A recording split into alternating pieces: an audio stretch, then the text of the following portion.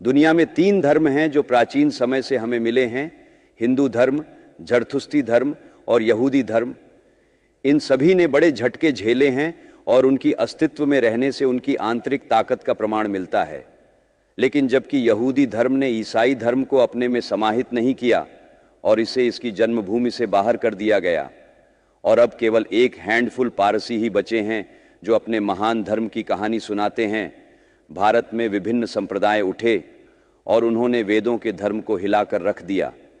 लेकिन जैसे समुद्र के किनारे की लहरें जब भूकंप में पीछे हटती हैं, वैसा ही हुआ। यह सिर्फ थोड़े समय के लिए हुआ और फिर यह एक विशाल बाढ़ की तरह लौट आई, हजारों गुना अधिक शक्तिशाली। और जब यह उथल पुथल समाप्त हुई तो ये सभी संप्रदाय अवशोषित हो गए, मां धर्म के विशाल शरीर में समाहित हो गए। वेदा के अद्भुत आध्यात्मिक विचारों से लेकर मूर्ति पूजा के निम्न विचारों, जिसमें विभिन्न प्रकार की पौराणिक कथाएं हैं, बौद्धों का अग्नोस्टिसिज्म और जैनों का नास्तिकता, इन सभी का हिंदू धर्म में एक स्थान है।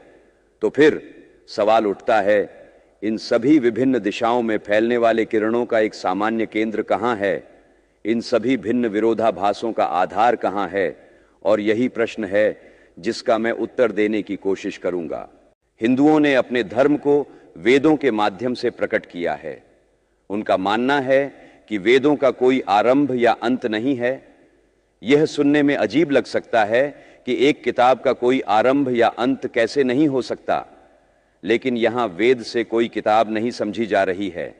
इसका मतलब है उन आध्यात्मिक नियमों का संग्रह जिन्हें विभिन्न व्यक्तियों ने अलग अलग समय पर खोजा है। जैसे कि गुरुत्वाकर्षण का नियम उसके खोजे जाने से पहले भी अस्तित्व में था, और अगर मानवता इसे भूल जाए तो भी वह बना रहेगा। ठीक उसी तरह आध्यात्मिक दुनिया के नियम भी हैं।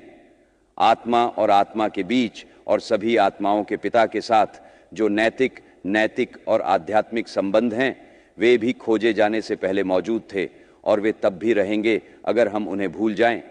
इन नियमों के खोजकर्ताओं को आर्षि कहा जाता है और हम उन्हें सिद्ध बीइंग्स के रूप में सम्मान देते हैं।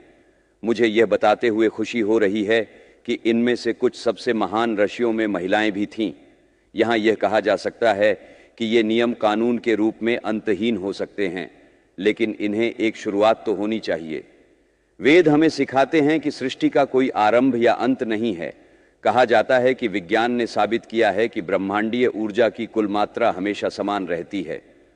तो अगर कभी ऐसा समय था जब कुछ भी मौजूद नहीं था, तो यह सभी प्रकट ऊर्जा कहाँ थी? कुछ लोग कहते हैं कि यह ईश्वर में संभावित रूप में थी।